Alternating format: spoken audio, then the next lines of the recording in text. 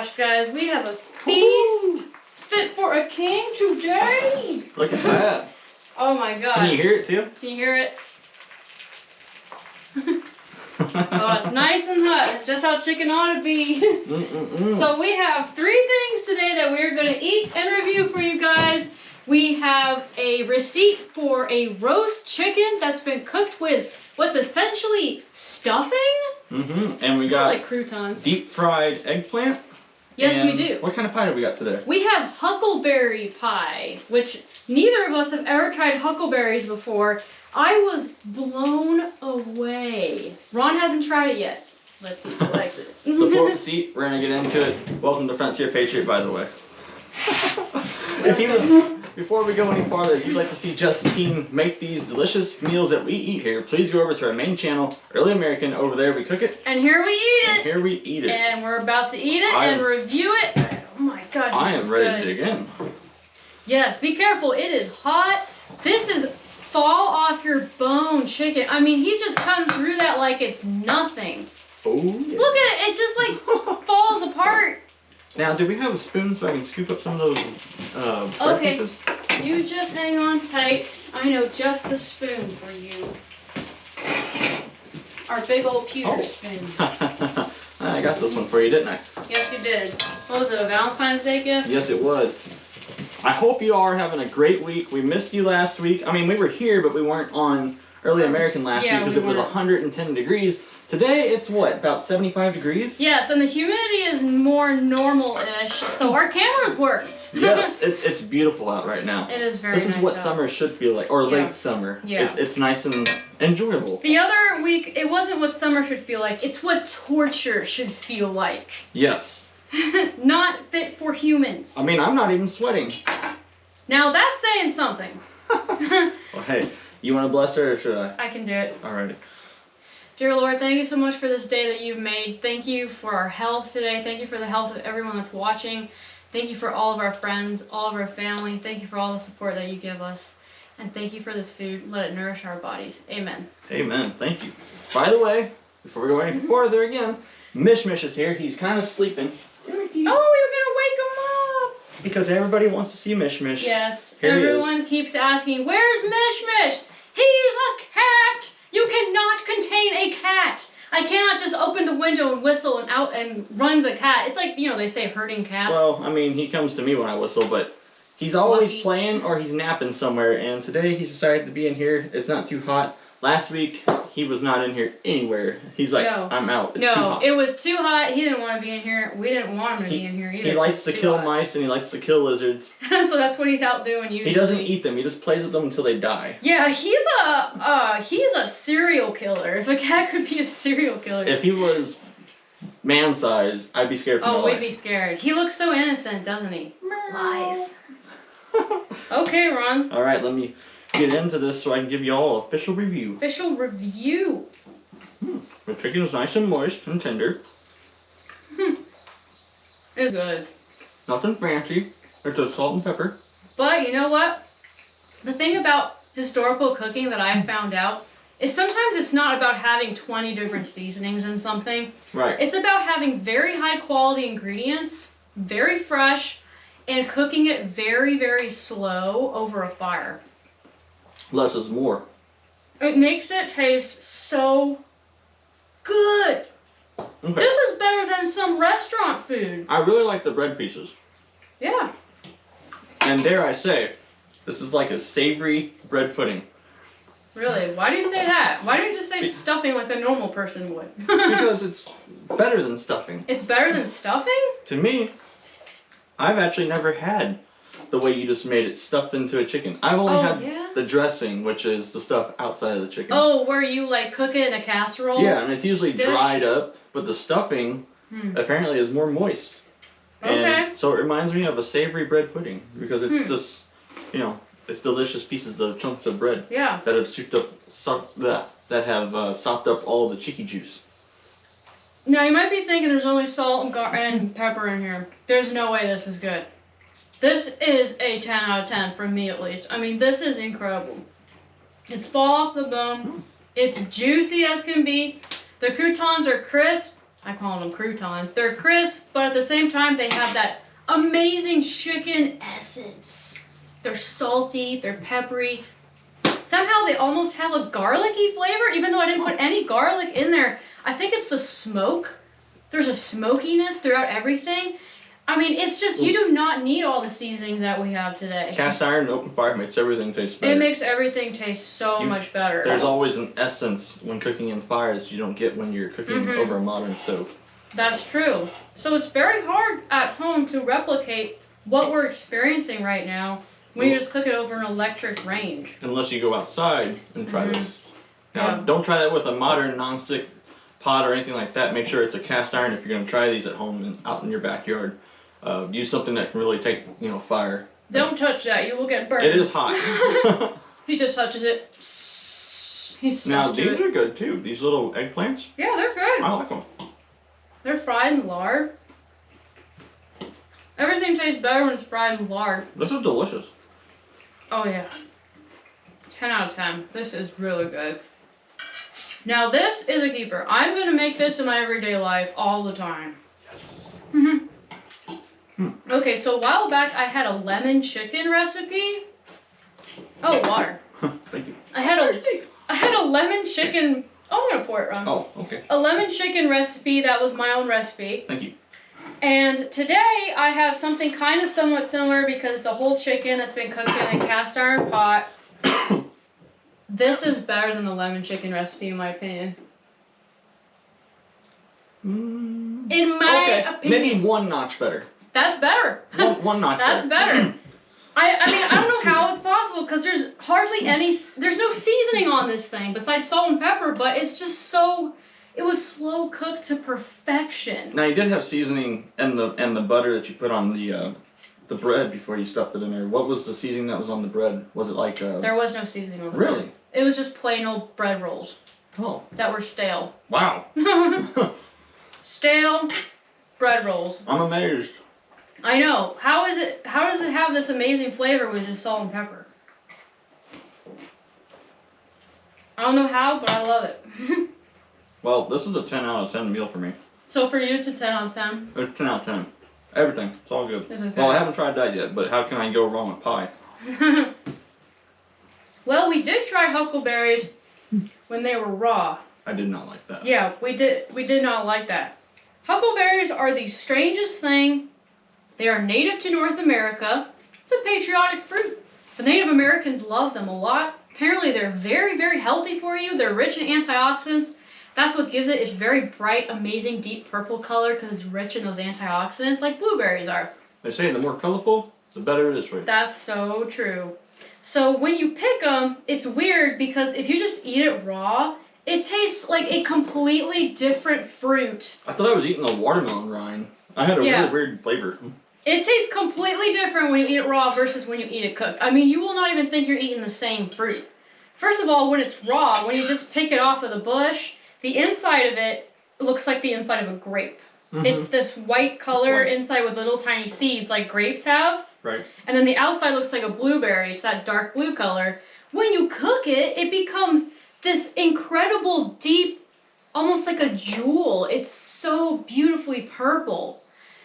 I don't know how that happened, but it did. And I already tried a slice. I devoured it. There were no seeds that if there are seeds in it, they became so soft that you can't even taste them or feel them in your mouth. And it tastes absolutely nothing like it did when it was raw. Like it tastes like a completely different fruit. I'm looking forward to trying it. So what did it taste like to me? It tasted like very good blueberries. But when it was raw, it tasted like grapes mixed with watermelon rind. Just not good. Yeah, it wasn't good. You know what else wasn't good? This past Friday, I had a heat stroke. Oh, we were out at the land working on our house, and it was 103 degrees outside with a heat index of like 120, and not a cloud in sight. We were cutting some boards, and all of a sudden I start kind of stumbling a little bit, and then I hear Justine and my dad talking, and it's like, yeah, they're saying something. Yeah. Before you know it, I'm stumbling so much they're telling me, get down in the basement, because that's where the only shade is, out in the middle of the field. We got the first floor on the foundation, so that's where we go to hide from the sun when it's super hot. I could tell there was something wrong with you. I kept asking him, Ron, are you seeing stars? Can you hear me talking right now? And I just didn't have energy to respond. And he wasn't replying to me. He was just walking. I was in La La Land. Yeah. So I go downstairs, and it's like, okay, I need water. There's water there. I start pouring it over my head, nice and slow, so I don't shock my system. And you'd think that'd work. Well, I got worse rapidly. Yeah. Justine come down there. I'm slumped over in my chair. I'm drooling. So she runs up and gets my dad, and then they both manhandle me and throw me in the vehicle and turn on the AC. And the front door on the passenger side was locked, so they put me in the back of the car. So it's cool in there, but the AC ain't really blowing on my face. Yeah, and then he got way worse. Because I was kind of like, we had the seats down because we were hauling tools and stuff. It's a Jeep Cherokee, so there's cargo area. So I'm kind of like slouched over. I'm almost laying down, and that makes it even worse. And at this point, I can't talk. My arm, everything's numb, and my face is like scrunched up, and I can't open my eyes. So they yank me out. They throw me in the front seat, and the air's just like on my face. On max. And about 10 minutes later, I finally was able to open my eyes and talk. I could make some noises whenever they were manhandling me. Think of somebody that's super drunk, and it's like, I can't do it. Yeah, it's like he couldn't talk. I couldn't talk. It was really scary, but I did not pass out. I refused to go down. Yeah, that's the worst I've ever seen heat stroke ever. It was pretty bad. It was just me, Ron, and Ron's dad out there on Friday. It was 103 degrees out there, actually, but the heat index, because of the humidity, which was nearly 100% humidity, it was at 120 degrees. It was a killer. We got out there at 6 in the morning. Mm-hmm. We were working until 11:30, and then and Ron was up on the house, and I noticed that he wasn't talking anymore to anybody. His dad was talking to him. Too much energy to talk. Yeah, but his dad was talking to him, and he wasn't replying. He was just looking around. And so I knew something was wrong with him. So I asked him, like, can you see stars? Can you hear me talking right now? Because when I passed out one time, I couldn't hear anything, and then I passed out. That is a sign. I have noticed, I've never been this serious before, but I have had a minor heat stroke 2 other times in my life. Once in a hayfield and once at a reenactment. When I get too hot, my hearing starts to go away. Yeah. That's usually the first thing that happens to me. So I usually go and sit down. But we were trying to get it done this weekend and ready, because the following day we were having like 10 people come out to help us lift these walls. And it just came on so quick. It did. It came on scary quick. So I went downstairs. I was able to walk downstairs and get the water, and I started pouring on my head and drinking it. And like I said, that should have worked, but it was just so stupid hot outside that there was no coming back from it without the help of AC. Yeah, so I went down to the basement maybe a minute later after Ron had gone down there by himself, and he was a completely different guy. Oh yeah, it's almost like it made it worse. He was slouched over. He was drooling. He couldn't control his face, so he could barely talk. It was almost like a seizure in my face. It's like he was having a seizure in his face. I think you totally ran out of electrolytes and you ran out of potassium, and so you were just having these spasms like crazy. I was in a hurry. I didn't eat anything that morning, and I didn't really drink anything. Honestly, sometimes our lives are kind of tough, not to complain or anything, because I'm super grateful, but we will wake up at 3 in the morning, and we just don't, for whatever reason, have the ability to make breakfast that day. So then we have to drive to the property in order to avoid the heat. So we have to go there very early in the morning. It takes time to load the vehicle. Even if you load the vehicle the night before, there's always something you forget, or you got to double check stuff, or you got to go to the store when they first open at 6 to pick up lumber. Right. It's just bam, bam, bam, bam, bam, bam, bam. Yeah, it's hard building a house by yourself. Ron's dad told us, he warned us, this is going to be the hardest thing you've ever done. It is pretty dang hard to build a house. But, so we were, Ron's dad and I were thinking about taking him to the hospital. Now, I did hear that, and I was like, no, I'm getting better.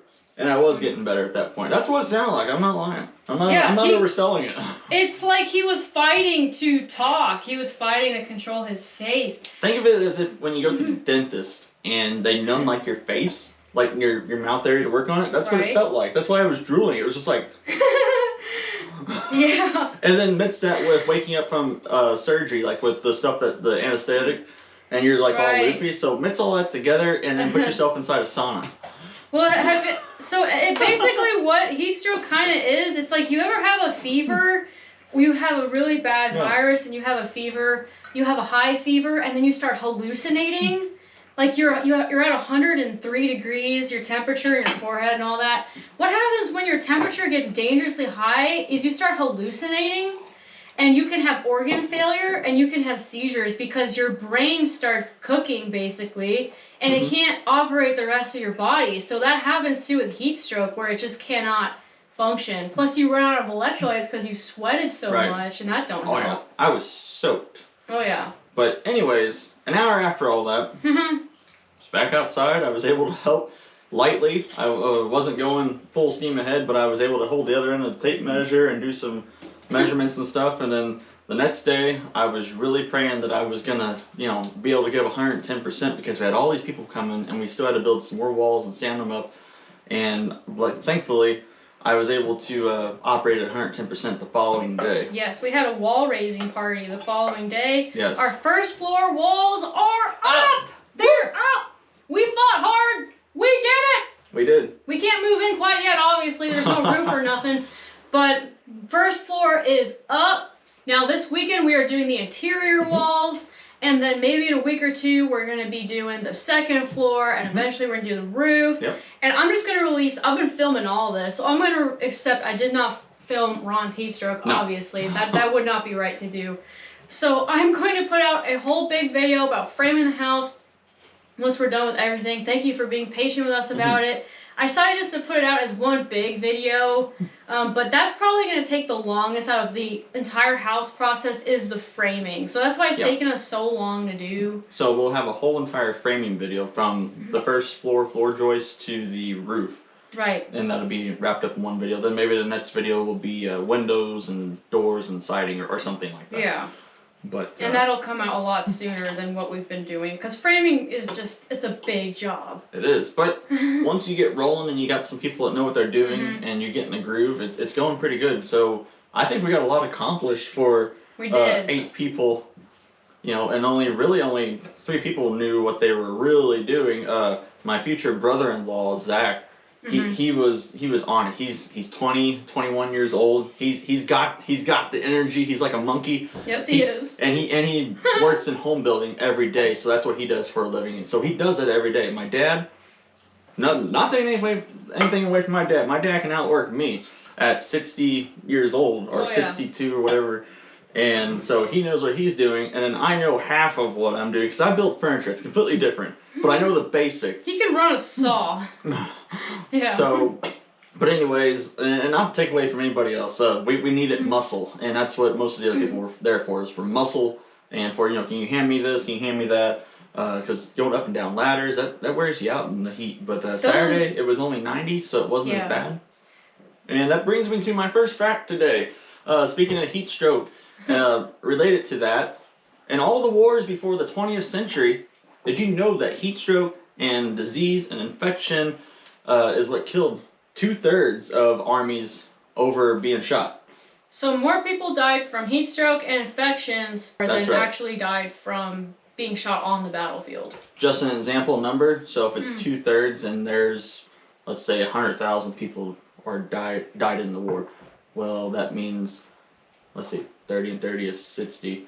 Now I gotta do math? Oh, no one told me about 60,000 people would have died from disease or infection from being wounded or exhaustion with heat stroke, and then 30,000 would have been killed from bullets. Wow. Now those are just hypothetical numbers, but it's the same ratio all the way up to the beginning of the 20th century. There was still a lot of disease going on in World War I, World War II, and even in Korea. And then come Vietnam and Persian Gulf and Iraq and Afghanistan, the numbers have switched. We have better hygiene, better medicines, and better practice of keeping infections down and cleanliness. So when he says the numbers switch, he means now in modern day 21st century combat, more people die from their bullet wounds than they do from infections or diseases, dysentery, diarrhea. things like that. That's dysentery. Yeah. Endless diarrhea. Endless diarrhea.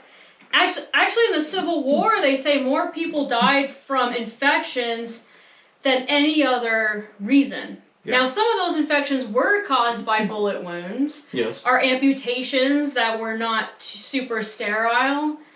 Some of them died from dysentery, drinking some nasty water, washing their wounds with nasty water, things like that. And they also say, not related to the battlefield, but the top killers of women in the 1800s was infections from burns and infections that resulted after childbirth. Those were the top killers of women. They usually, like, people will say that the top killer of women was childbirth itself, but it was more so infections after childbirth. But they would all loop it together and say it was childbirth that killed these women. So you could die 2 or 3 weeks after giving birth because you got cut up down there, you know, and it wasn't sterile, and then you slowly caught an infection, and then you got sepsis, and you died a couple weeks or a month after giving birth. So, yeah. Things. They will kill you. These are good. Yes, they are very good.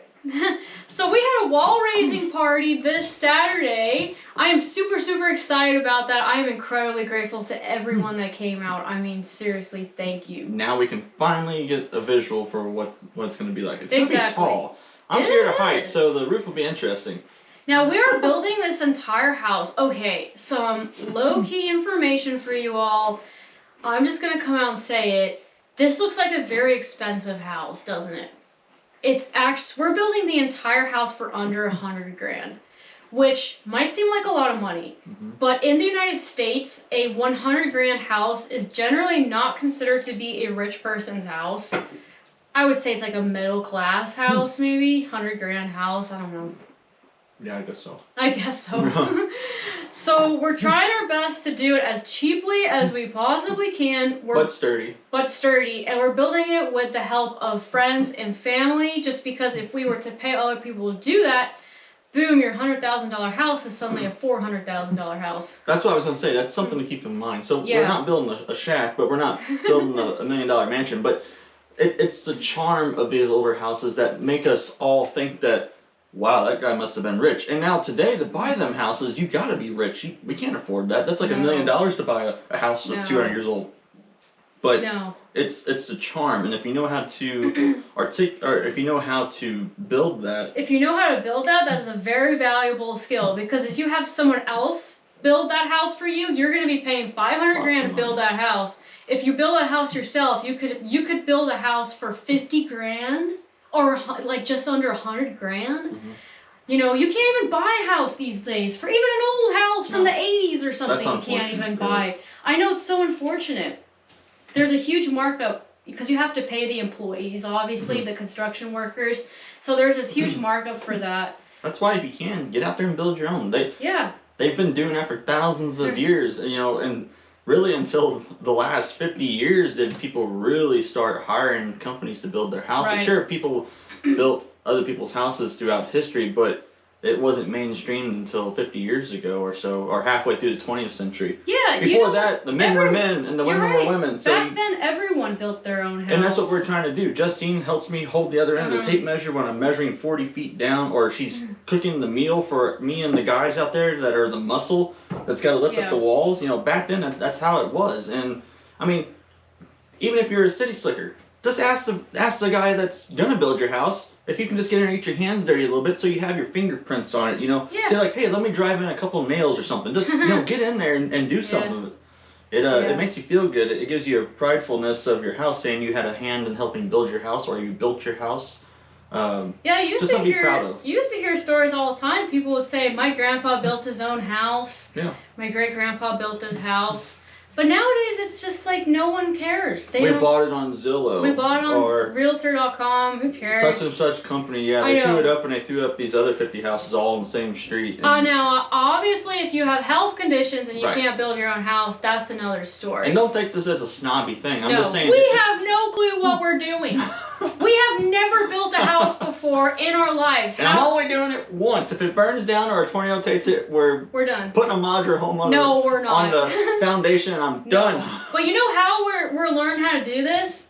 Books. Yep. We have read so many dang books, and videos. They're secondhand books. We've been getting them from thrift stores, and they have these websites online that sell used books. Mm-hmm. So we've been getting all these books, and then obviously Ron's dad built his house, so he's coming out there to give us advice too. It's always good to have a friend or even a family member is even better. But if you don't have that, because not everyone does have someone who knows stuff about that, books. Yes. You must read. You all can do it. It might be hard or it might be sketchy, depending on what part of it you're doing, but you can do it.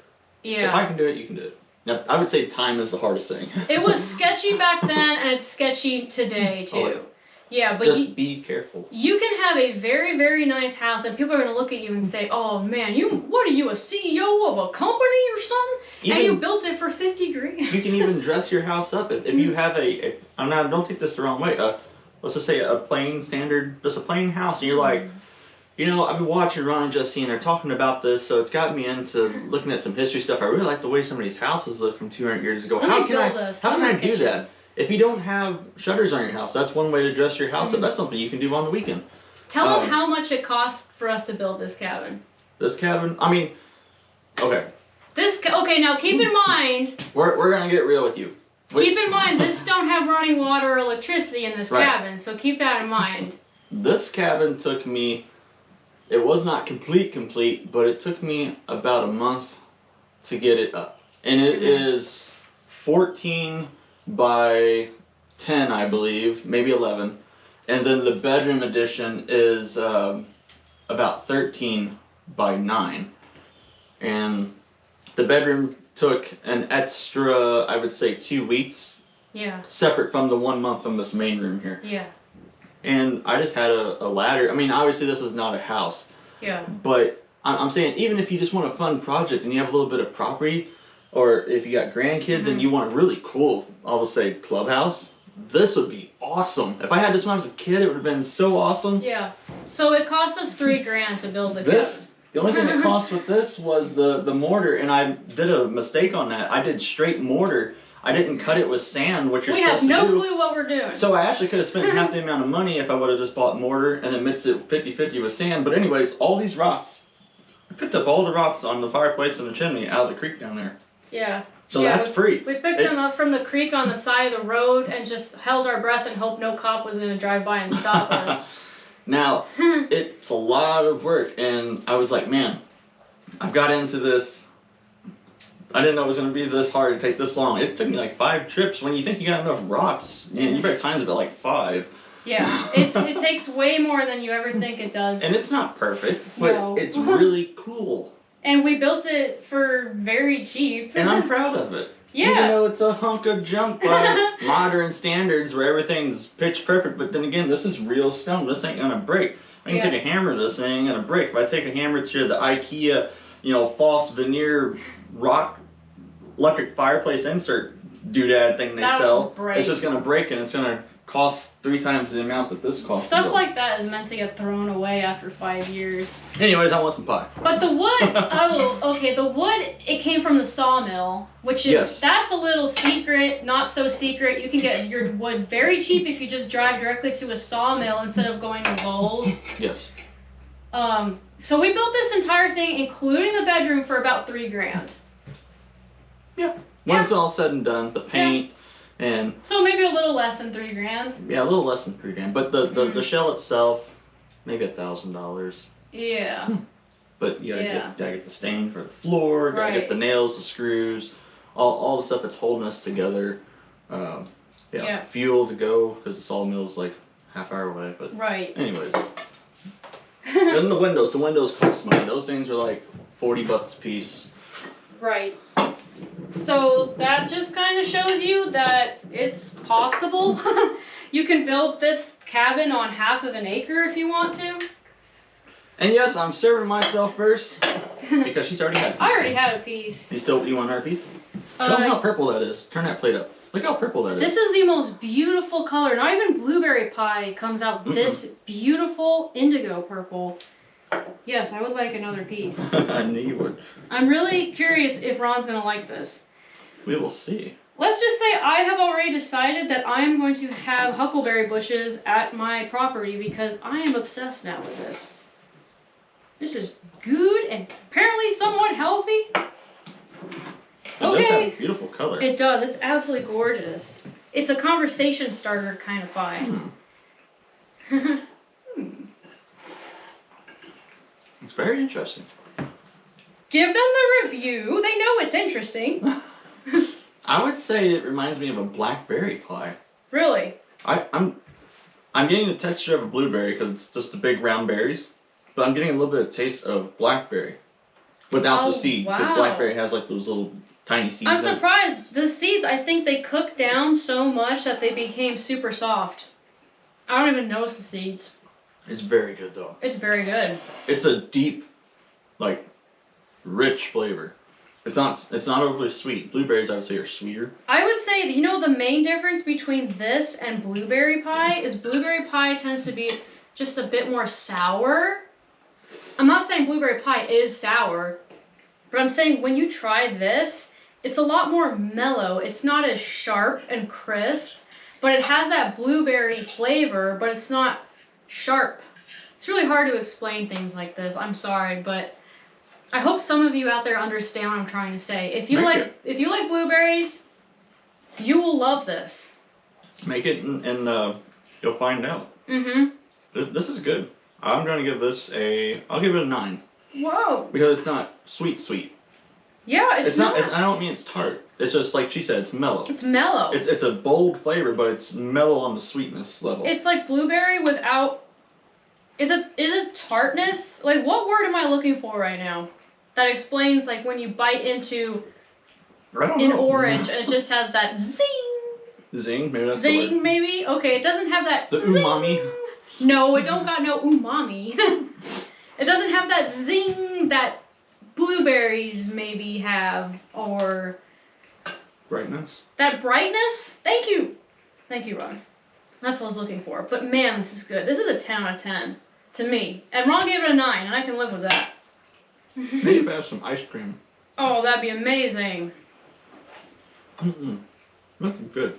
Just don't think that because once in 1987 you tried a raw huckleberry that you found on the side of the road, and you said, "Oh, that didn't taste good at all," that's what this is gonna taste like, because it did a 180 on us when we cooked it. I mean, it don't even look the same. It don't taste the same.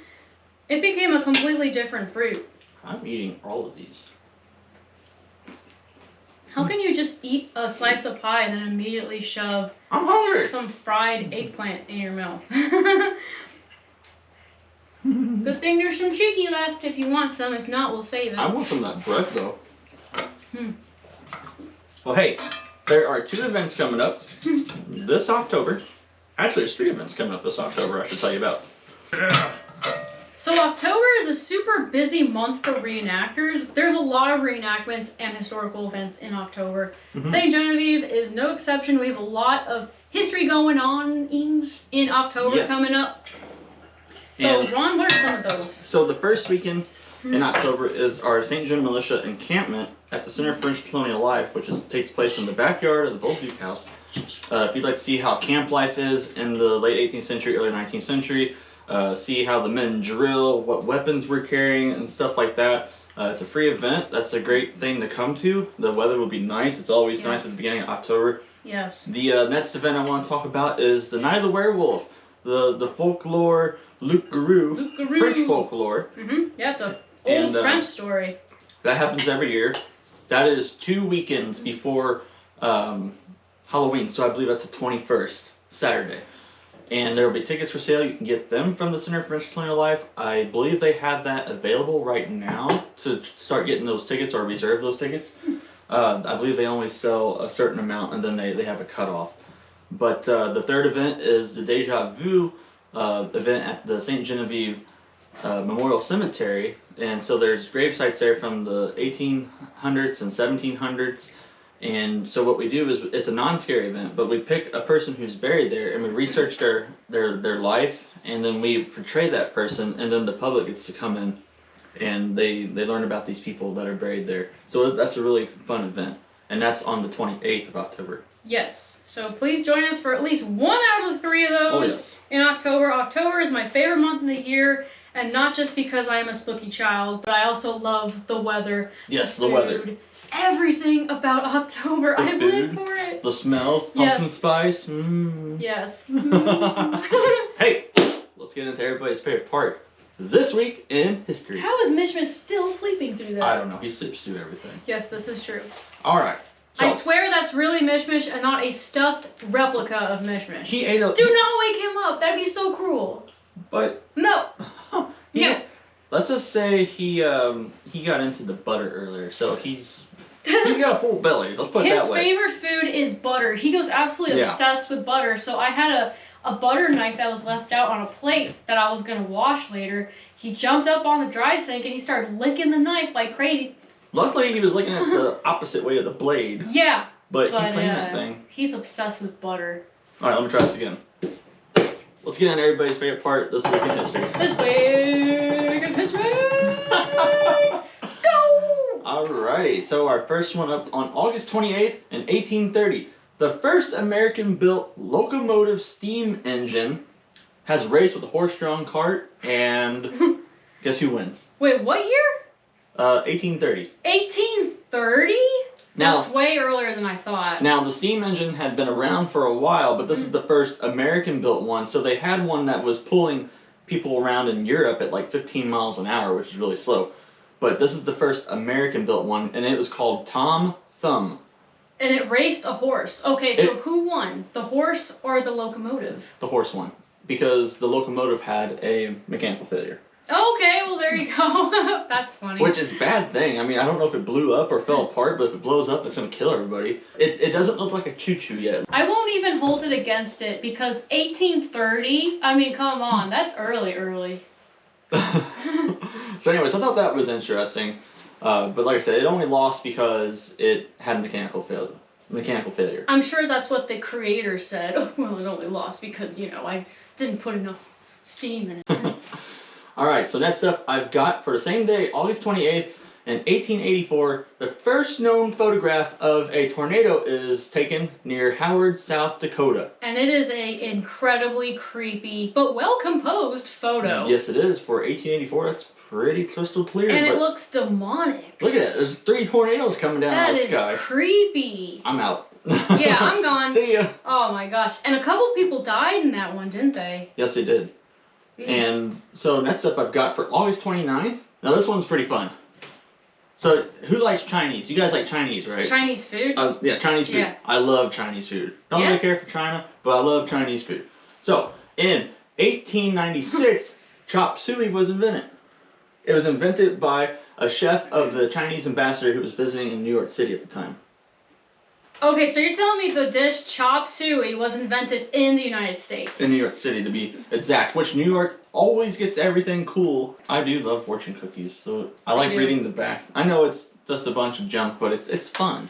I actually like the cookies more than I like the fortune, but I like both. When I'm having a bad day, I like to go to the Chinese restaurant, and then I get me a fortune cookie, and it makes me feel better. Okay, there is a restaurant in St. John that knows Ron by name. Yes, Lamb's Garden. Lamb's Garden, shout out Lamb's Garden, St. Genevieve.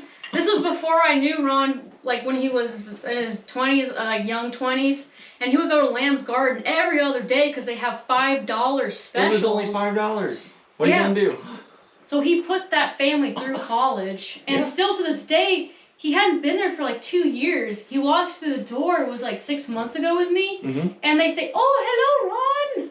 They knew him right away. Oh yeah, they know me. They know me and all my friends. We put their kids through college, but wow. I mean, it's like the sketchiest looking place on the outside. It's an old rundown, what is it, KFC with the red and white stripes? Yeah. Yeah.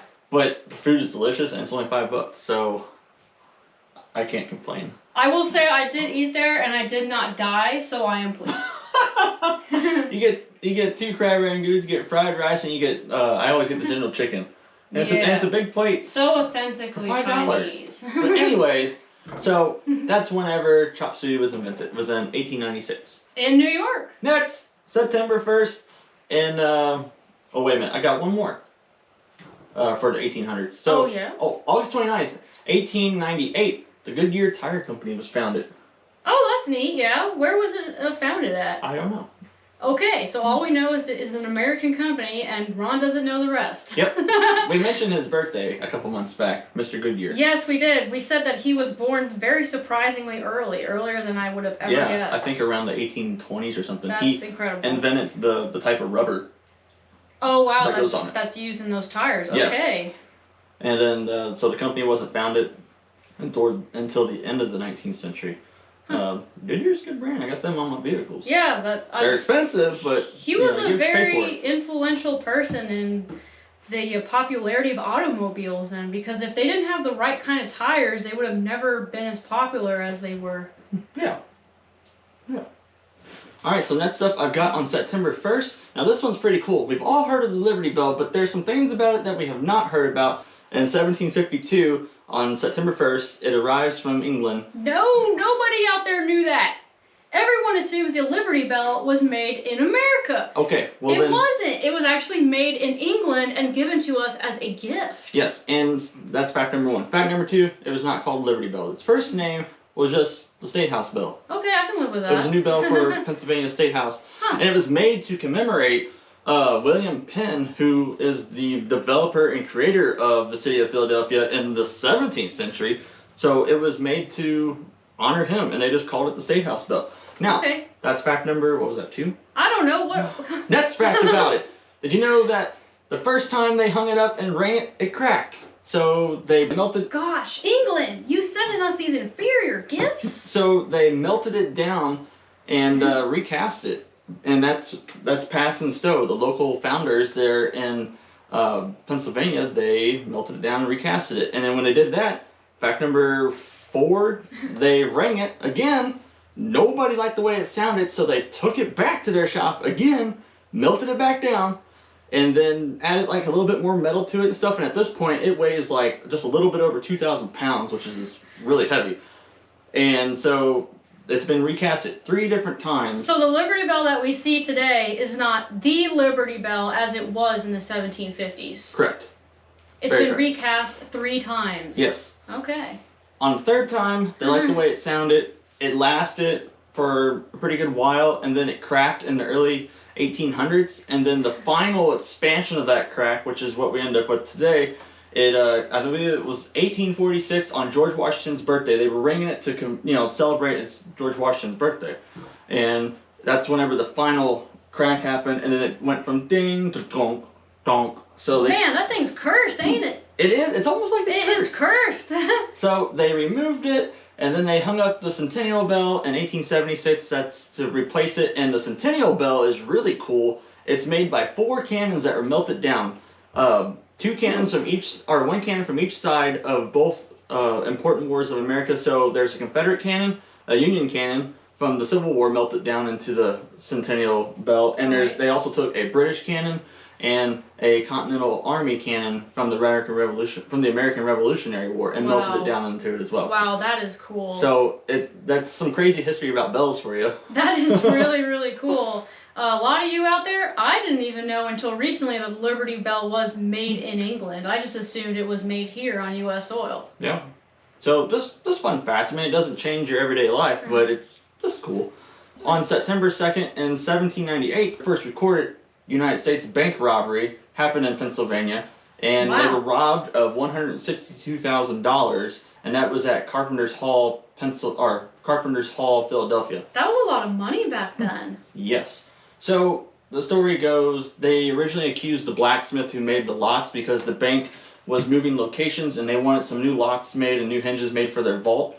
Well, the guy who came in that the bank hired to inquire about getting that made is the one that was really in cahoots with the porter, which is a welcomer at the bank, so it was an inside job. They knew it was an inside job because someone had just opened up the key and walked in, so they thought it was the lock master, the guy that made the lock. He has a spare key. Right. But no, it was not him, it was somebody else who also worked at the bank. And here's the crazy thing about it, the real kicker. Yeah. The guy didn't even go to jail, and they knew who did it. Why? So they said, just give us the money back, and he never spent any time in jail. What in the world? So he didn't really learn a lesson. And then I believe the other guy died of a disease or something like that had happened by the time they found out who he was. So it was 2 dudes, and one dude got off, and the other guy just died. If that story didn't really happen, you would not believe us if we told you that story. No. Just give us back the money, please, and it'll be okay, and you can continue working here on Monday. So anyways, that's all I got for This Week in History. We talked about a train robbery in This Week in History not too long ago. So, but this is the first bank building robbery. Right. Now, there was a bank in St. Genevieve that got robbed by Jesse James, right? Yeah. And it's still there to this day. I mean, we walk past it all the time to go to our favorite pizza restaurant. But yeah, that's pretty cool. And so anyway, that's This Week in History. Thank you, Ron. You're welcome. And I can see that you really like your food because you're still eating it. Yes, even the dried ones. They're like eating really delicious chicken-flavored croutons. Yes, they are so good. It is like stuffing, kind of. So I'm very pleased with it. I'm going to make this again. I'm definitely going to make this pie again. I highly recommend this to anybody. I know it's kind of hard to find huckleberries for sale in the United States. You might have to grow them. Maybe you know a guy who knows a guy who has huckleberry bushes in his backyard. They are really, really good and also very healthy for you. So I think we are going to sign off now. Thank you so much for watching. It was a pleasure like always. And we will see you next week on Frontier Patriot and Early American. Bye-bye. Bye-bye, guys.